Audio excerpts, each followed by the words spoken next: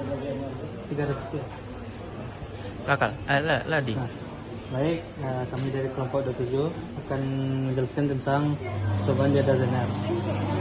Nah, di sini kami mempunyai 3 buah komponen, yaitu sumber DC dengan resistor dan data zener. Data zener kami memakai yang 3 volt dan kami menggunakan variasi dari resistornya. Dan sumber DC-nya itu senilai 5 volt. Baiklah, sekarang kita coba. Nah, di sini yang pertama kita akan mencari tegangan dari zenernya dahulu, yaitu kita sambungkan ke data zener.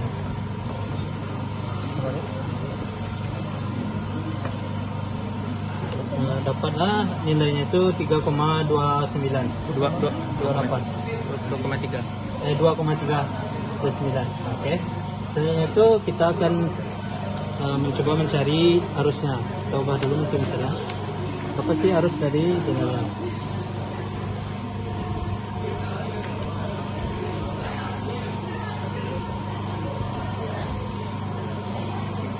Nah, untuk arusnya itu senilai 0,12 mA. 0,13 mA.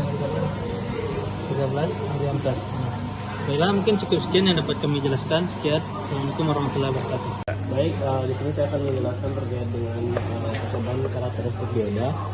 Di sini kita juga menggunakan sumber AC, yang mana itu kita punya sumber AC sebesar 6 volt. Terus juga ada dioda yang terhubung. Lalu untuk resistor yang kita gunakan itu sebesar 330 ohm pada rangka ini.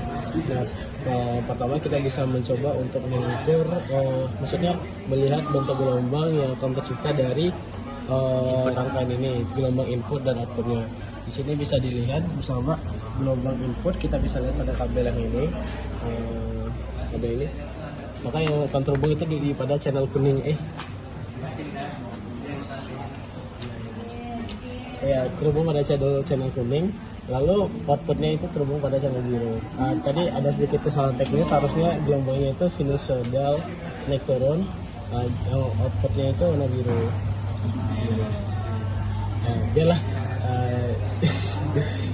Nah, jadi karena outputnya warna biru. Terus di sini kita juga bisa mengukur tegangan pada diodanya. Tegangan pada dioda kita bisa ukur dengan ini. Kita coba ke AC dulu.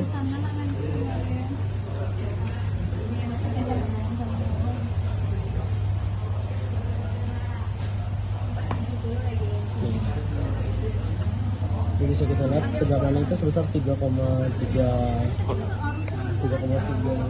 Ya, tadi yang 3,63 volt pada diodanya.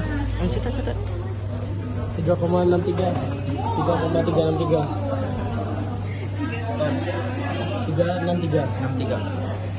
volt.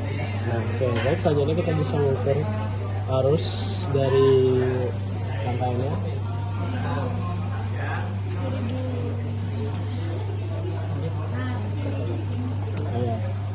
Kita buka dulu bagian sini, kita ngambil ini satu, dan untuk dibongkar ke ini satu, lalu satunya ini ke sini.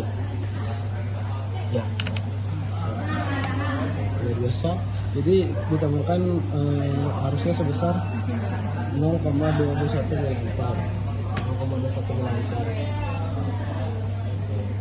Jadi kita sudah dapat angkanya, sudah dapat bentuk gelombangnya, dan juga sudah dapat rangkaiannya. Mungkin sekian untuk cobaan kali ini. Terima kasih. Assalamualaikum warahmatullahi wabarakatuh. Baik, di sini saya akan menjelaskan dengan percobaan selanjutnya, itu hybrid rectifier, di mana di sini kita punya rangkaian dengan arus AC sebesar 6 volt, lalu ada satu dioda yang terhubung, lalu ada beban yang kami hubungkan kepada kapasitor sebesar 1000 mikrofarad dengan batasan 50 volt. Lalu ada pendeteksi gelombang output yang kami gunakan di sini. Nah, jadi pada percobaan kali ini itu kita mendapatkan outputnya itu linear. Kenapa? Karena pada saat di kapasitor 1000 volt itu tuh posisinya lagi nge-charge atau lagi mengisi dayanya sampai ke titik 50 volt. Sedangkan sumber yang kita pakai itu adalah 6 volt. Jadi dia masih posisi pada yang charge. Tapi beda kondisi jika kita merubahnya kepada bagian yang resistor. Jika dibawa kepada bagian resistor, setelah kita hidupkan, lihat. Oh,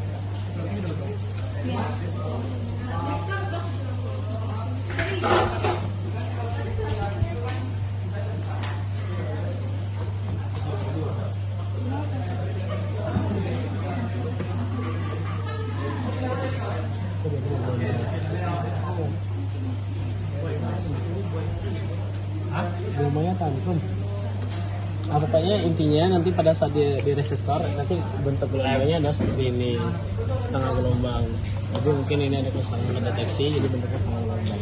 Terus sekian untuk penjelasannya kali ini. Terima kasih. Assalamualaikum warahmatullahi wabarakatuh. Selanjutnya saya akan menjelaskan terkait dengan rangkaian whole bridge rectifier, di mana sini di rangkaian ini kita udah punya sumber arus, sumber tegangan maksudnya itu sebesar 6 volt AC dengan arus AC.